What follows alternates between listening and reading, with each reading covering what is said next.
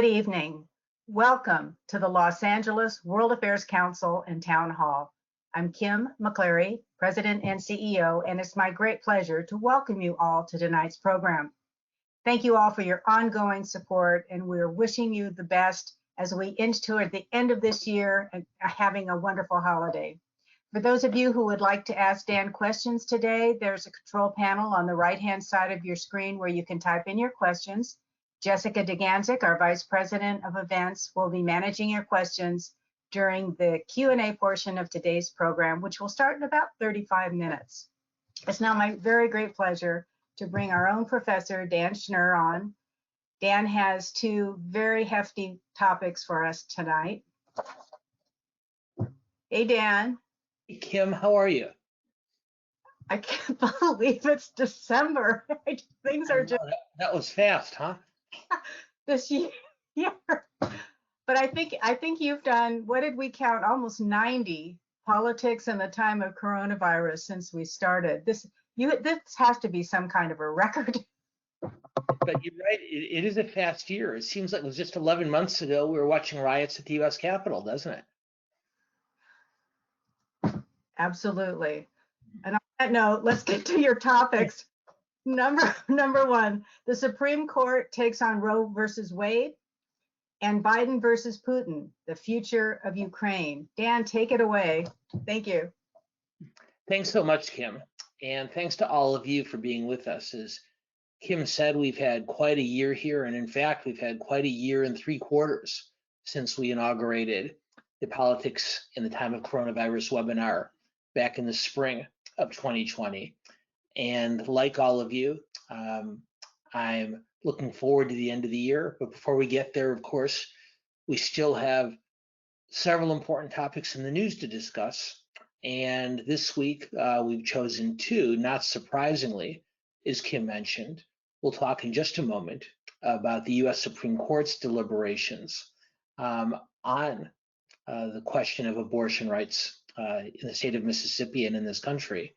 And then a little bit later, we'll talk not just about today's meeting between Joe Biden and Vladimir Putin, but talk a little bit about the backstory leading up to the meeting, as well as the potential political and geopolitical ramifications of these 2 world leaders getting together. So let's start by talking about Roe versus Wade. Because even though I know most of you are following the U.S. Supreme Court's deliberations on that Mississippi case last week, which was addressing, or at least was intended to address, a very specific question on whether that state could impose a ban on legal abortion after 15 weeks of pregnancy. And the justices heard 90 minutes of oral arguments on the case. But in addition, of course, to the discussion about this particular dispute in the state of Mississippi, the case also represents probably the most direct challenge to Roe versus Wade we've seen in nearly 3 decades, since the seminal Casey versus Planned Parenthood case all the way back in 1992.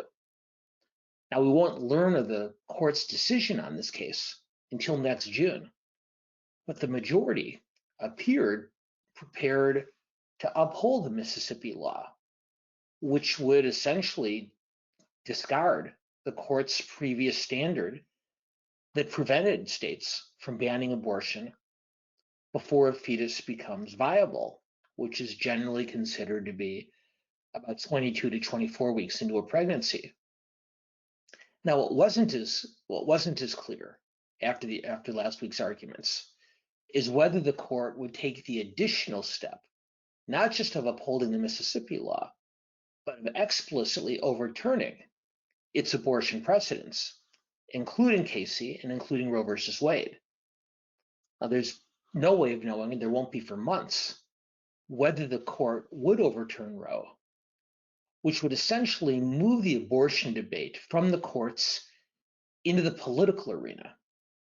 And that in turn would mean fights in Congress and then in state legislatures around the country as to which states would keep abortion legal and which would prohibit it, or whether they'd keep Roe in place, but with a much stricter set of limits.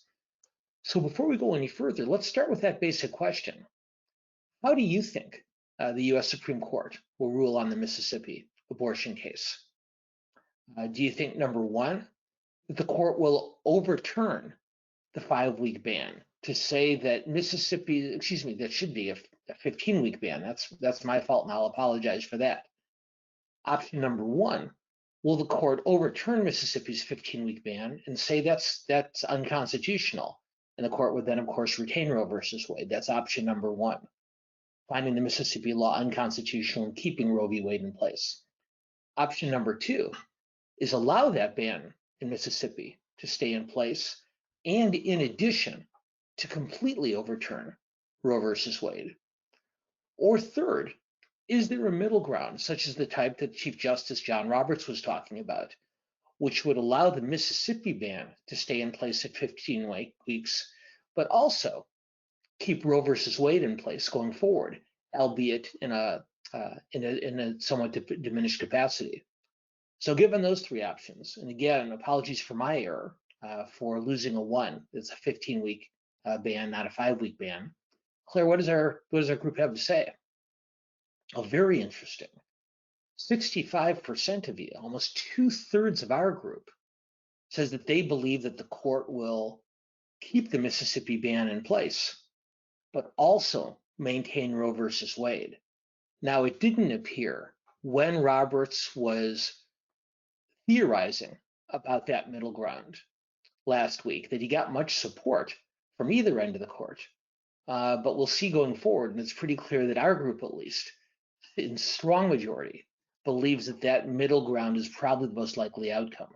A quarter of you, roughly 24%, think that Roe v. Wade will be overturned completely, and 10% believe that not only will Roe v. Wade stay in place, but the Mississippi ban will be overturned. So very interesting. Now, if Roe versus Wade was overturned, and obviously that's a big, big if, and most estimates say that if Roe v. Wade was overturned, about half of the 50 states would either outlaw abortion completely or impose much stronger restrictions than currently exist. And the other half of the states, roughly 25 or so, would maintain the standards of Roe v. Wade or something similar. And so in addition to the very considerable real-world impact of an abortion ban or much more strict limitations in half of the country, the political effect heading into next year's midterm elections could be absolutely seismic. The court's ruling would come only a few months before Election Day next November, which would almost guarantee that the issue would be at the center of many, if not most, state and national campaigns around the country. And that could create a very different election landscape for both parties. And let's take a minute to talk about how. So up until now, for most of the last several months, it looks like a combination of trends have been working in the Republicans' favor as it relates to next year's midterms. Historical trends have generally shown that a president's party almost always, not always, but almost always loses seats in midterm elections. We're seeing that the persistence of COVID is creating somewhat of a drag on Joe Biden's poll numbers, which would be likely to have a similarly adverse effect on Democratic congressional candidates running next year. And it very dramatically altered debates on issues like crime and immigration and inflation.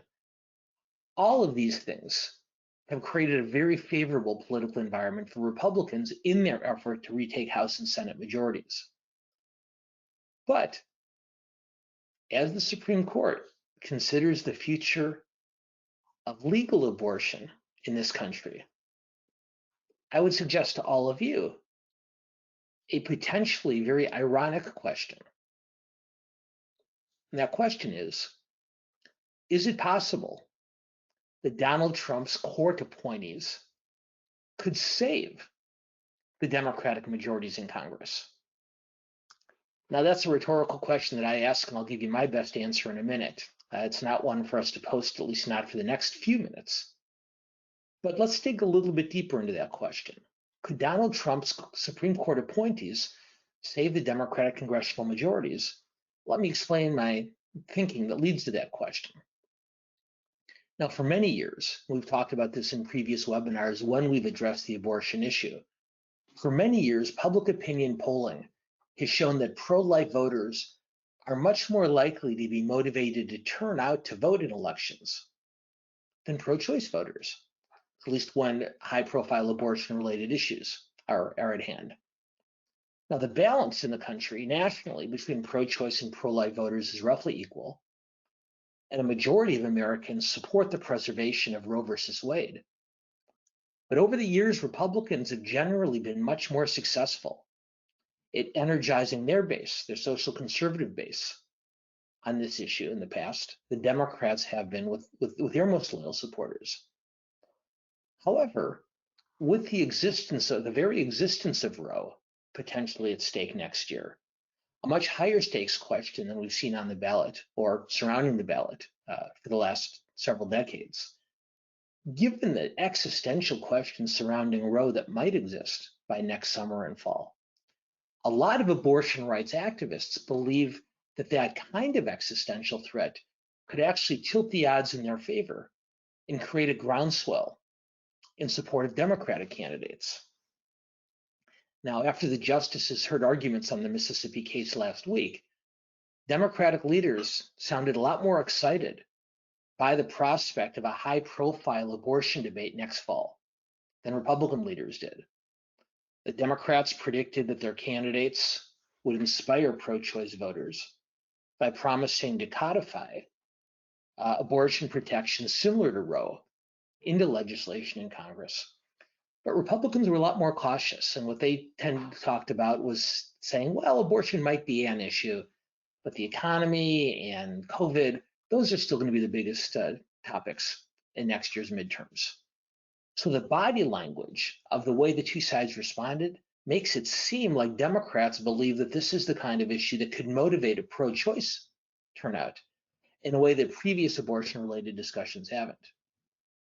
And so there's certainly no guarantee that midterm elections driven by abortion politics are going to work in the Democrats' favor. But this does represent the most plausible path for a Democratic majority than we've seen in many, many months. So question for you, once again, Claire, if I can ask you to pose question number 2, which party do you think will benefit if Roe v. Wade is overturned? Will Democrats be able to motivate their base in a way that hasn't been the case with pro-choice voters in the past, so that the Democrats could benefit and could maintain their majorities? Second, do you think Republicans will continue to have an advantage in motivating their most loyal supporters on this issue and be able to win back congressional majorities? Or do you think that neither side benefits, at least not directly on the abortion issue? It plays out pretty much to a draw, and the midterms will be decided on other issues. So what did our group have to say on this one, Claire? Oh, look at that. Very interesting. 66%, almost 2/3 of you believe that the issue is going to help Democrats. Only 16% say Republicans, not all that different from the 18% that say neither side benefits. But almost 2 out of 3 of our group believe that Democrats benefit, at least politically, if Roe versus Wade is overturned. Now, the question, though, is if Roe would need to be completely overturned to have that political impact, or if less dramatic restrictions on abortion would have the same effect. Remember, it was just a few minutes ago that about 2/3 of you said that your most likely predicted outcome of the court's decision was not to throw out Wade, but even while keeping the Mississippi law in place, the court would also decide to keep Roe versus Wade. So if that's the case, is that enough motivation to achieve the outcome we just talked about? Now, the 6 Republican justices all seem eager to varying degrees to impose some type of stricter limitations on legal abortion. And as I mentioned earlier, Chief Justice Roberts, who is almost always seeking potential common ground, he floated the idea of allowing Mississippi's 15-week ban to stand without eliminating Roe. And like I said, neither side, neither the 3 remaining Democratic appointees on the court or the 5 other Republican appointed justices seemed all that excited about it. But we'll see if Roberts is able to achieve that middle ground going forward. Something else to keep in mind if that middle ground does happen, if the Mississippi law stays in place and Roe versus Wade does as well. Public opinion polling shows that a majority of Americans believe that abortion after the first trimester should be restricted. I'm going to say that again. While most Americans believe that Roe versus Wade should be kept in place, a majority of American voters believe that abortion after the first trimester, roughly 12 weeks or so, most Americans believe that abortion after the first trimester should be restricted, although not completely eliminated. And what that means is a ban after 15 weeks, such as the Mississippi law supposes, would reduce the current viability threshold of 22 to 24 weeks by as much as 2 months. That reduction would actually be supported, at least in public opinion polls now. They could change, but at least now, that reduction would be supported by a majority of Americans. And that means that weakening Roe versus Wade, as opposed to completely reversing the decision, might not be the political benefit that many Democrats anticipate.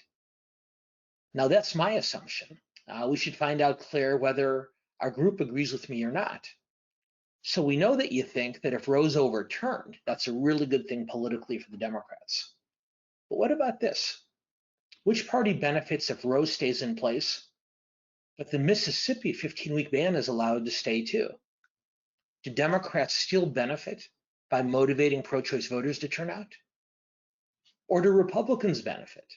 Because while Roe versus Wade still stands, it will have been significantly weakened. Or third and finally, because it's not as absolute a decision, does the issue not help either side? And will the midterms be decided on other issues? So let's see how this answer compares to our previous question. Wow, look at that. On the question of Roe being overturned, 66% of you said that Democrats would benefit. But if Roberts achieves his compromise and that 15-week Mississippi ban stays in place, but Roe versus Wade continues as well, we fell from roughly 2/3 people of you thinking the Democrats would benefit to barely a quarter. Those of you who thought that Republicans would benefit roughly doubled, up to 32%. And those of you who said that neither side benefits increased pretty significantly too, up to 41%. So the bottom line in all of this, at least from a political standpoint, from an electoral standpoint, is if Roe versus Wade is completely overturned, our group thinks that's good for the Democrats.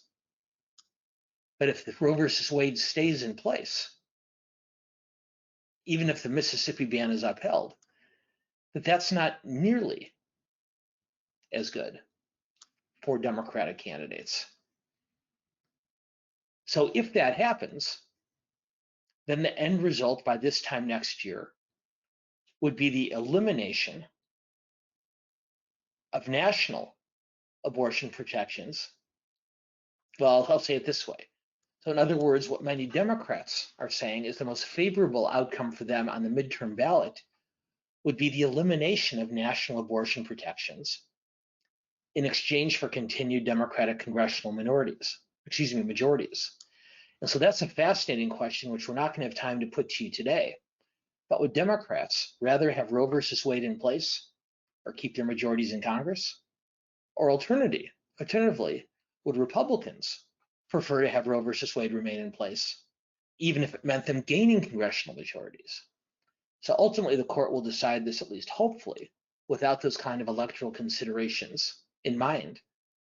But as we move closer toward that decision, weighing the cost and benefit of a court decision versus the electorate's decision is going to lead to some fascinating conversations in 2022. Speaking of interesting conversations in 2022, my guess is that this is not the last time that we talk about the fight over Ukraine. And that's topic number 2, as Kim mentioned at the top of the webinar. So our second topic today, we're going to talk about Joe Biden, Vladimir Putin, and the fight over Ukraine. Now, President Biden and Vladimir Putin met today by video for about 2 hours to talk about many issues of disagreement between the two countries. The most urgent, by far, being the building crisis in Ukraine. Now, Biden warned Putin that the US and its allies would react to a military invasion of Ukraine with very strong economic penalties and sanctions.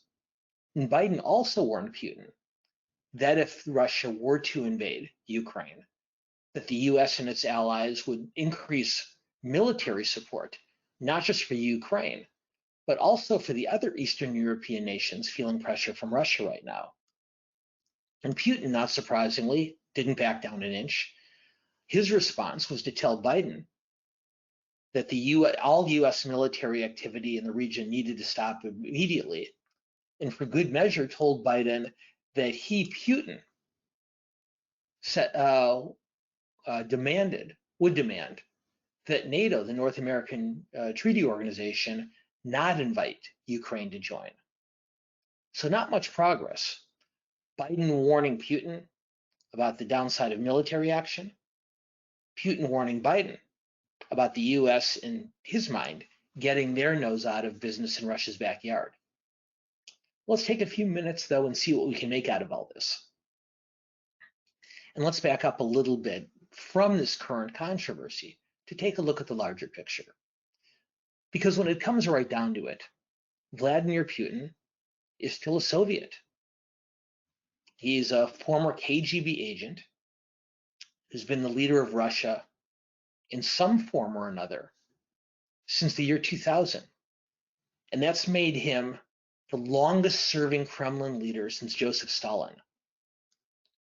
Now, Putin was quoted several years ago calling the breakup of the Soviet Union, quote, the greatest geopolitical catastrophe of the century, unquote. That was Putin in 2005.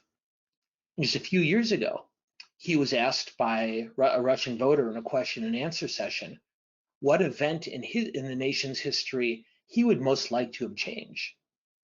And Putin didn't hesitate for a second before he responded. When he was asked what he would change, the one moment in history, he said the collapse of the Soviet Union. Now, in addition to his own feelings about the USSR, Putin is also savvy enough to recognize that most of his constituents feel the same way. There's been polling done of Russian citizens since the early 1990s, which have showed almost every single year very strong and consistent majorities that say that they regret the fall of the Soviet Union. And so when Putin ordered the takeover of the then Ukrainian province of Crimea in 2014, Putin's approval numbers, his poll numbers, shot up almost 20 percentage points. And similarly, earlier in his career as Russia's leader, he received roughly the same level of popularity boosts in the polls after invasions of Chechnya and Georgia. So Putin clearly sees transnational military incursions as a useful domestic crowd pleaser. But Putin, he's smart. He not only understands the domestic political benefits that he gains from a very aggressive, nationalistic, and expansionist agenda, but he also talks much more broadly frequently of his dream of restoring Russia as a world power. And we'll talk in a few minutes before we wrap up and go to Jessica and your questions. We'll talk a little bit more in a few minutes about what he means by restoring Russia as a world power. And the combination of those goals, both his own dreams and the public political support he gets from his constituents through this type of activity, he combined the two, and that's what's led to his efforts to reestablish control over the remainder of Ukraine. Now, the recent buildup of Russian troops at the border between the two countries has led to a series of warnings that escalated again today, from first Biden's appointees and now Biden himself, and from NATO leadership toward Putin about the consequences of any military action, and equally escalating warnings from Putin and his advisors back at the West. But so far, and today was the latest example of that, the only results from these warnings from Biden and NATO has been, like I said a moment ago, an equally strong pushback from Putin and his advisors, and of greater concern, a very large increase in the number of Russian troops deployed to the region immediately proximate to the Ukraine border. The next question for all of you, if you can help me out, Claire. What do you think? Will Russia invade Ukraine in the near future? And we have four options here. Yes, Russia will invade Ukraine in the near future will mean in the next few months, in the first few months of 2022. Option number two, yes, Russia will invade Ukraine, but maybe not quite so quickly, but within the next few years before the end of Biden's first term in office. Third, well, not in the near future, but maybe in the more distant future. And fourth, never. Russia's not invading Ukraine. They don't want to risk the pushback. So what did we get on this one, Claire? Look at those responses. Much more split than what we saw on the Roe versus Wade questions, but still very interesting, very instructive. It's worth noting that 68% of you, if you combine those first top two categories, believe that Russia will invade Ukraine during Joe Biden's first term as president. A quarter of you said in the next few months, which is what has Biden and other Western leaders so concerned. Another quarter of you roughly say maybe in the more distant future. And a small percentage, 6%, say, hey, it's just not going to happen. Now let's look at this from Biden's perspective. Joe Biden, since taking office, has made the rebuilding of the U.S.'s international alliances one of the early hallmarks of his presidency. And this is something we've talked about quite a bit in the past whenever we're discussing Russia or China, Iran, North Korea, any of the other number of numerous geopolitical threats around the globe. But that relationship building so far, not quite a year into his term, we need to be honest, has had mixed results. Biden oversaw a very difficult withdrawal from Afghanistan, which caused some challenges with longtime U.S. allies. And his efforts to construct an anti-China alliance on the Pacific Rim has had mixed results so far. It seems to be heading in the right direction, but it's been uneven progress. So for Biden, convincing Western Europe to stand with him against potential Russian aggression becomes an absolute imperative, not just relating to Ukraine, but more broadly, much more broadly, toward reestablishing the United States to our longtime leadership role on the world stage. That's why Biden confronted Putin directly on that matter today. And that's why, as soon as he was done with Putin, he called the leaders of France, of Germany, of Italy, and Great Britain to brief them on his conversation with Putin and to continue to work to strengthen the alliance between the US and Western European countries, both on this very specific challenge of Ukraine and these broader geopolitical challenges that I talked about a minute ago.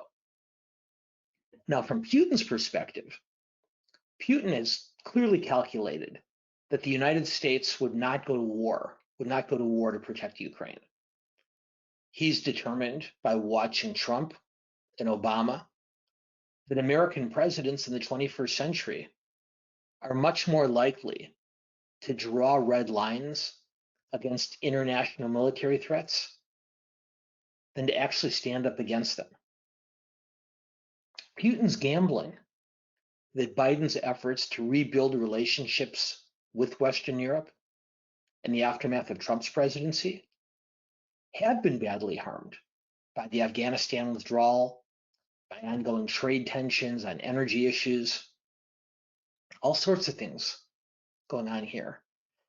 And Putin believes that all of those challenges are going to make it harder for the US to build a unified European front in this matter over Ukraine. Putin is also very happy to coordinate with China and Iran to complicate Biden's global challenges on multiple fronts. Russia obviously doesn't represent the same type of economic competitor to the US as China. And Putin's not really interested in the cultural and religious warfare that the Iranian mullahs regularly threaten. Putin just wants his empire back. And he's developing a post-Trump strategy that he thinks can help him make that happen. So Claire, let's go to our last question for the group, if we can. Given those multiple threats, which do you think is a bigger geopolitical threat, or if you prefer, a bigger geopolitical global concern to the US and our allies right now? Is it Russia? Is it China? Is it both equally? Or is it another country? And we've listed North Korea and Iran, but there's certainly plenty of other challenges around the world. So I guess the other way to think about this question is Putin emerging, is Russia emerging as the US's greatest challenge? Or is it merely a distraction from the place where Biden has focused his attention and energy over the last 10 months, which is China? What do all of you think? Let's see. Those are really interesting answers. Only 4%, even given this conversation about Ukraine, think that Russia should be our biggest concern. 48%, almost half, say China. 41% say both equally, and 6% say another country. But if you separate out the China and Russia answers, that means by a 12-to-1 margin, our group agrees with what President Biden has implied on a regular basis, that while Russia is a problem and a distraction, that the biggest threat is China. And so, of course, we'll need to talk about that challenge again before the end of this year. Now, last point, and then we will open it up to your questions, and Jessica will rejoin to help me with them. I mentioned earlier about how Putin talks frequently about his dream of reestablishing Russia as a world power. And I want to offer you another quote from him, along with the two others that we discussed a little bit earlier, that may help you understand that, particularly as it relates to Ukraine. When Putin talks about the Soviet Union's disintegration, when he talks about the end of the Cold War, what he emphasizes more than anything else is how many Russian citizens wound up living outside of Russian territory. And what Putin said is the following. He said, as for the Russian people, it became a genuine tragedy. Tens of millions of our fellow citizens and countrymen found themselves beyond the fringes of Russian territory. Now, the term fringes implies borders that are not particularly sturdy or permanent. And in addition to Ukraine and to his puppet regime in Belarus, Putin has also indicated at times that he could very easily scale up similar types of saber rattling toward other former Soviet-held countries in the region, countries such as Georgia, such as Moldova, such as Kazakhstan, once again very secure in his knowledge that the United States and Europe is not going to go to war if Putin, were to decide to engage in those countries. Or if Putin were feeling even more confident, NATO has now allowed former Soviet republics to join, like Estonia, and Latvia, and Lithuania. And as Donald Trump was somewhat startled to learn a few years ago, the NATO treaty obligates the United States to come to not just the economic support, but the military aid of any NATO country, should it fall under a military assault. So Biden today drew a pretty stark red line. He talked about very severe economic sanctions. He talked about military aid, not just to Ukraine, but to several of these other countries as well. Now that Biden's drawn that line, the challenge for him is how to hold it if Putin puts him to the test.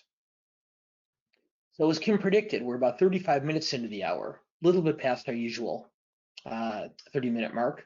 So Jessica, with our remaining 25 minutes, let's see if we can get to a good number of questions, and I'll try to answer more quickly so we can get to as many as possible. Sounds good. Thank you, Dan. Before we launch into the Q&A session, I just a reminder that now through the end of the year, we are hosting our end of year giving campaign, which helps us to end the year strong and continue hosting important programs like this in 2022 and beyond. I will put a link to where you can donate in the chat, and we appreciate any gifts you can make to support the council. You can also visit our website and donate there at lawacth.org. All right, on with the questions. Back to the topic at Roe versus Wade.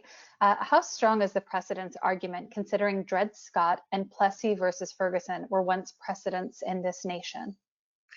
Look, this is the argument that several of the Republican appointed justices made during the hearing last Wednesday. They argued that while the courts and even the Supreme Court generally tend to respect precedent, they point to a number of cases in the past, such as the two that you just mentioned, Jessica, in which the court recognized that an earlier decision was wrong and moved to correct it. Now, Roe's defenders point out that decisions like Dred Scott and Plessy versus Ferguson, or the reversal of them, were about expanding the rights of individuals. And they argue that a reversal of Roe would actually lessen the rights of individuals, the right of a woman to make this type of decision. But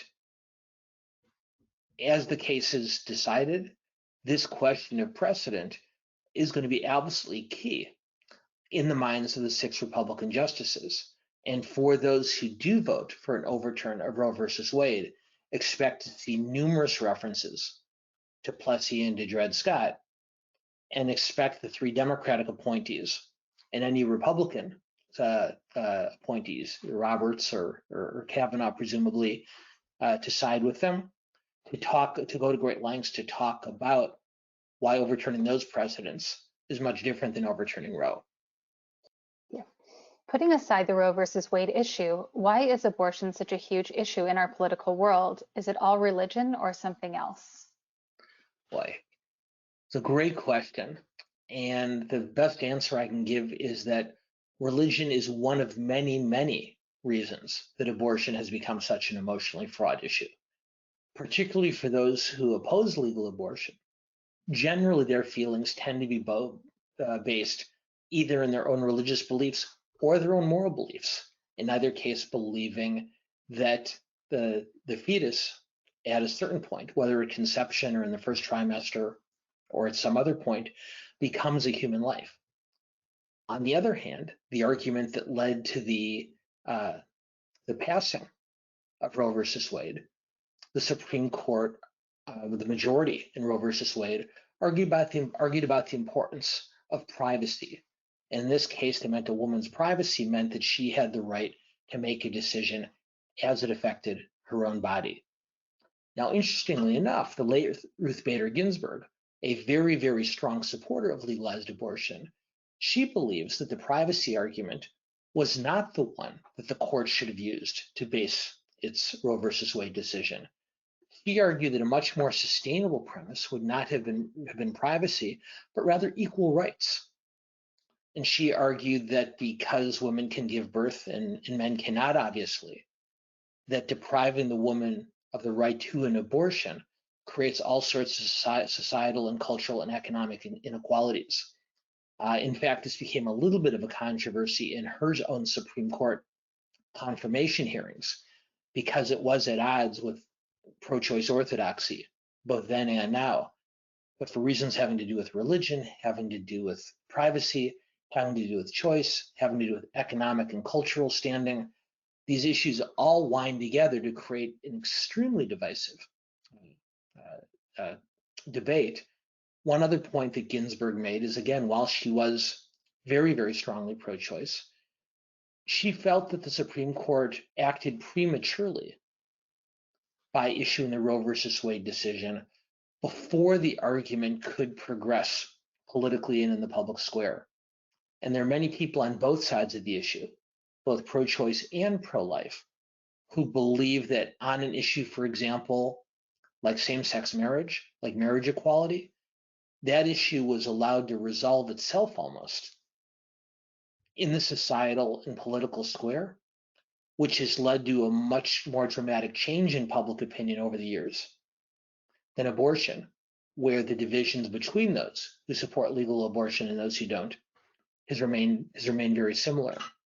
So Ginsburg and others argue is that issuing Roe versus Wade essentially deprived us of that discussion, which might have allowed the country to come to somewhat more of a consensus, perhaps not a unanimous one, but a more cohesive majority. Well, obviously that's something that almost 50 years after the fact is not a possibility, but almost 50 years is a fact, both for all the reasons I've mentioned and the fact that the issue became the province of the courts rather than the voters. I think all adds up to at least partially answer a really good question from our audience member. If Roe was upheld with or without a 15-week modification, which conservative justices would you expect to cross over? Barrett, Kavanaugh, or both? Well, the questioner presumes, and I think correctly, that if there were a fourth vote to preserve Roe versus Wade, even while keeping the Mississippi 15-week ban in place, that would almost certainly be Roberts. And the questions he raised during oral arguments last week, if anything, supported that.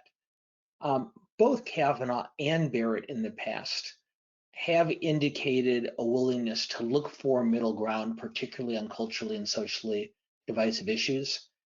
I wouldn't presume to guess which of the two would be more likely to be a fifth vote, but what I can bet you is that Roberts, who not only looks for common ground for its own sake, but who's very wary of the Supreme Court being viewed as a political football, my prediction is that Roberts is going to work very, very hard to put together some type of potential majority opinion that is sufficiently restrictive on the practice of abortion to attract either Barrett or Kavanaugh or both, but does not actually overturn Roe versus Wade. As we talked about on this webinar a month or two ago, that seems to me that the most likely target of a majority decision would not be Roe, but would rather be the Casey versus Planned Parenthood case that I mentioned earlier, which in 1992 set up what was called an undue burden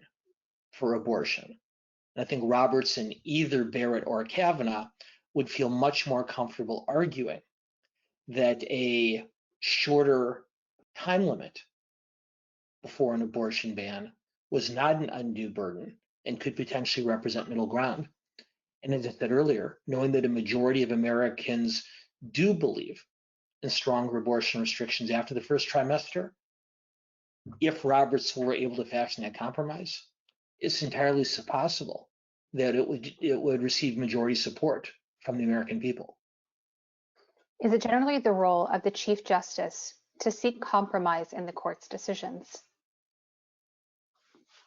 Can you repeat the question, Jessica? Sure. Is it generally the role of the Chief Justice to seek compromise in the court's decisions? It depends on the Chief Justice. That's not written into the Constitution, and different justices have seen their roles differently. Roberts, probably more than any Chief Justice of the modern era, does see that his role, looking to find some type of common ground so that the court is not viewed as a political or partisan player on one side of the aisle or the other. William Rehnquist on the right, Warren Burger on the left, took much different approaches. Earl Warren, who was appointed as a conciliator, the former governor of California, that was the presumption when he was appointed to be Chief Justice, ended up being much more of a forceful advocate on one side of the equation.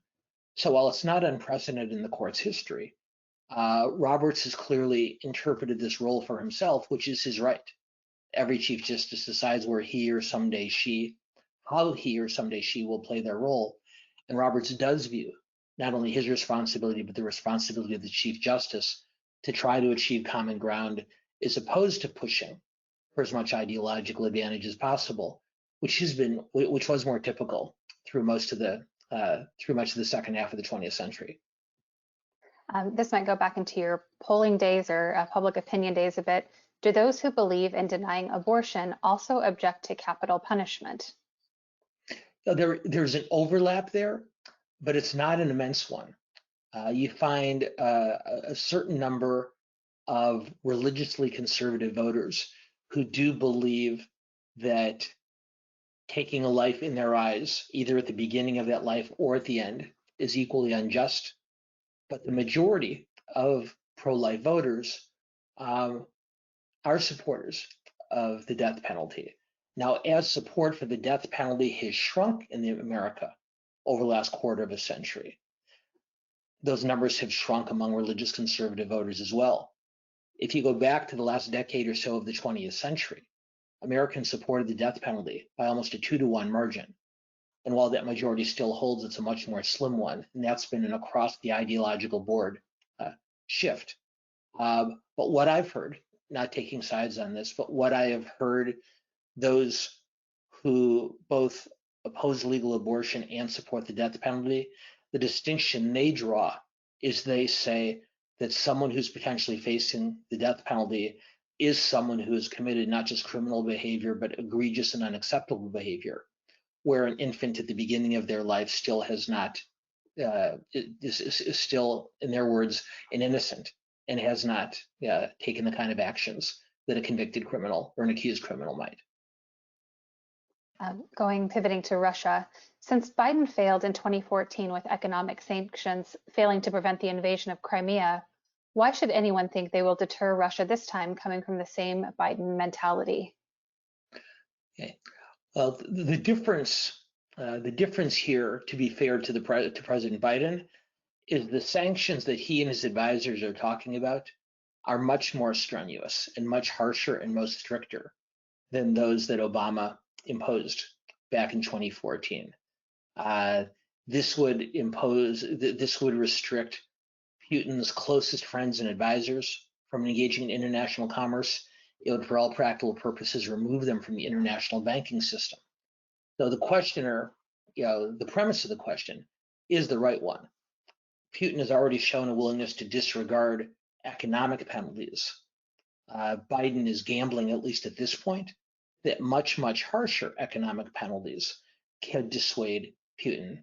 And if that's not the case, the prospect of military engagement, not directly with US troops, but with greatly heightened support for Ukraine and for some of the other countries that I mentioned, might do it.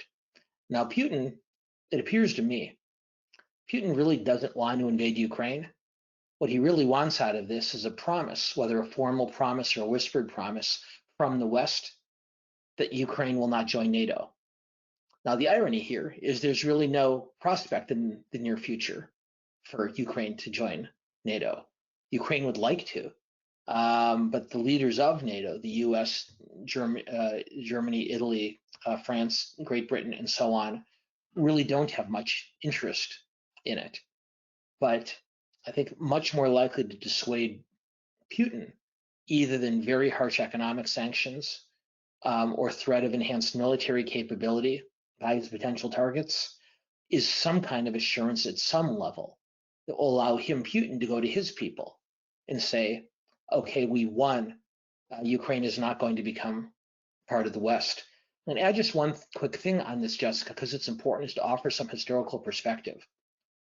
After the fall of the Berlin Wall in the late 1980s, or actually in the early 1990s, after Bill Clinton became president, NATO moved to offer membership to a number of former Soviet bloc countries, Hungary, Poland, and others. And Bill Clinton's Secretary of Defense, William Perry, warned the president that by moving to expand NATO eastward so quickly would alarm Russia and provoke Russia. And because Russia was in such tatters at that point, nobody really paid much attention to Perry.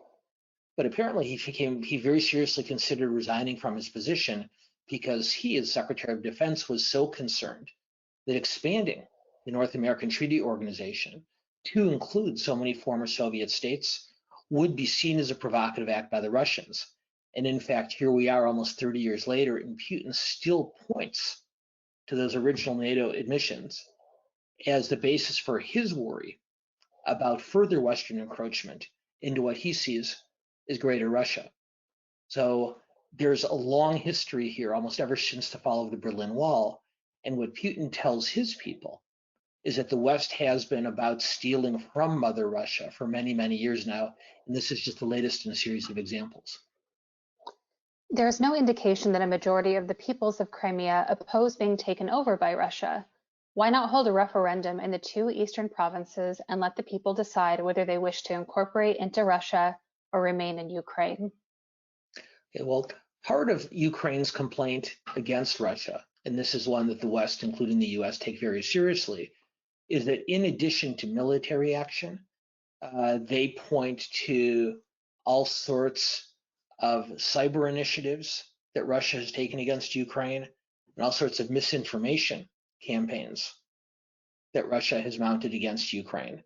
And so in addition to a military occupation, they, the Ukrainian leadership, believe that Russia is behaving badly and encroaching on their populace in a number of other ways. There certainly are large numbers of people in Crimea who do consider themselves Russian and are not unhappy with being back, with being back, at least to the degree that they are, as part of Russia. But that's far from a unanimous sentiment. And my guess is that the Ukrainian leaders would resist a vote unless or until Russia was willing to step back from its other types of interference, which they, the Ukrainians and much of the West, feel would influence the outcome of a referendum such as that. Okay. Why should Europe rally behind Biden after watching how he blindsided France and disrupted one of their defense deals with Australia? Well, that's essentially what Putin's gamble is. Biden is working very hard to talk to Europe about how we have a shared commitment to protect the European continent against Russian aggression. Now, many European countries do agree with that. They're a lot closer to the Russian border than the United States is, and so it's something that may not be an immediate threat to them, but is certainly an area of concern. But the questioner's broader point is a legitimate one, that even while Biden has worked very hard to reestablish those international relationships that to a large degree were weakened during the Trump presidency, because of issues like Afghanistan, because of issues like the sale of British missiles to Australia over France's objection, the rebuilding of those relationships isn't going quite as smoothly as I think Biden would have liked. There's other problems as well. There's a number of trade disputes going on. There's still issues relating, serious disagreements relating to the distribution of coronavirus vaccines. And so Putin's calculation is that even though Biden's trying, those relationships aren't fixed. And that might be enough to make it easier for Putin to keep the US and Europe from marching in lockstep. What makes this even more complicated, of course, is December here in California is not that big a deal. December in Northern and Eastern Europe is a much bigger deal from a weather standpoint. And we don't have time today to get into a longer conversation about the Russian Gazprom oil pipeline that is in the final stages of being completed that would move oil from Russia into many European countries, most notably Germany. But one of the biggest arguments taking place within the alliance is if Putin were to invade Ukraine, would the Germans and other European recipients of this oil be willing to pull the plug on the oil pipeline? The answer is probably, but not definitely, which is one more reason that I suspect Putin would just as soon find another outcome other than outright invasion to avoid that outcome. Pivoting a bit, will Congress pass any legislation before the end of the year? Yes. They will rename post offices.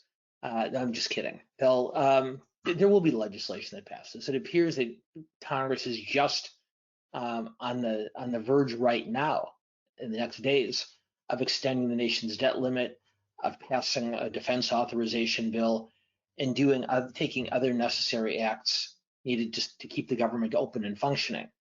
The premise of the question, I imagine, is will Congress pass Biden's Build Back Better climate change and social spending legislation, which is the third part of his mega legislative trifecta. The original COVID relief bill that passed last spring, the infrastructure legislation that passed not too long ago, and then finally this social spending and climate change Build Back Better legislation. Senate Majority Leader Schumer is absolutely insistent that that bill will pass by Christmas. Senators Manchin and Sinema seem a little bit less enthused by that deadline. I won't say that it can't happen, but I'd be very surprised if Build Back Better passes by Christmas or by New Year's. I think much more likely it passes in the run-up to Biden's State of the Union address late next month. But in the meantime, Congress is acting on any number of other fronts. So whether that was the intent of your question or not, they're getting a lot of things done. But Build Back Better, my guess is probably a 2022 outcome rather than one that happens this December. Will Devin Nunes's resignation help or hurt Democrats, or neither? As some of you may have read this morning, Republican Congressman Devin Nunes from the Central Valley has been a very, very strong supporter of President Trump's. Has announced today that he is not going to run for re-election in order to become the CEO of Trump's new media organization. The Redistricting Commission, which is responsible for legislative and congressional districts in California, hasn't completed its maps for the next decade, but they're in the final stages. And Nunes's district has been made much more competitive than it was in the past. For most of Nunes's career, he's had a very safe, very heavily Republican-leaning district. Now it's much more even. And that doesn't mean that Nunes wouldn't have been able to win re-election, but it means it would have been a much more difficult fight for him than it had been in the past.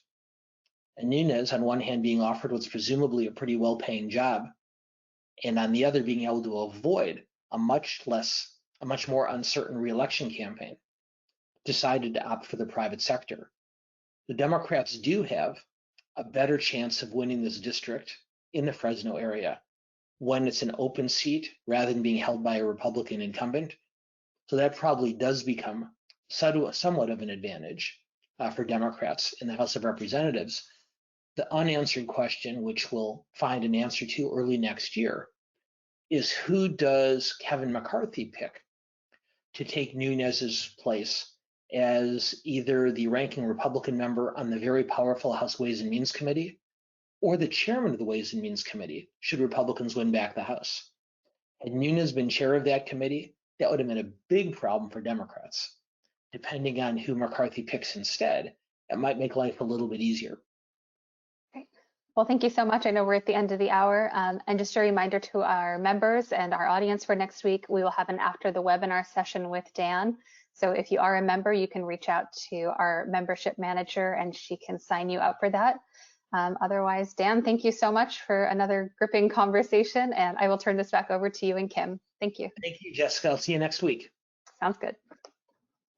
Thank you, Jessica. Dan, as always, we learned so much from you, and we can't wait till next Tuesday and your top two topics again. So thank you. And thanks to our audience for all those great questions. I learned as much from their participation as with everything else. So thank you. Dan, if you hang with me, I'll talk about some upcoming programs, and then an evening. We've got a terrific member film screening going on right now, Who We Are, A Chronicle of Racism in America. On the 9th of December, there will be a live conversation with the film's co-directors and writer, and we really encourage you all to participate in that. That's going to be a special session. Next Tuesday, Politics in the Time of Coronavirus at 5 o'clock. And on the 15th, Deputy Assistant Secretary for Japan and Korea, Mark Baxter Lambert. So please go to our website, lawacth.org, and sign up today, make a donation, become a member if you're not. Thanks, everyone. Dan, thank you as always. Thank you, Kim, and thanks everyone for being with Appreciate us. it.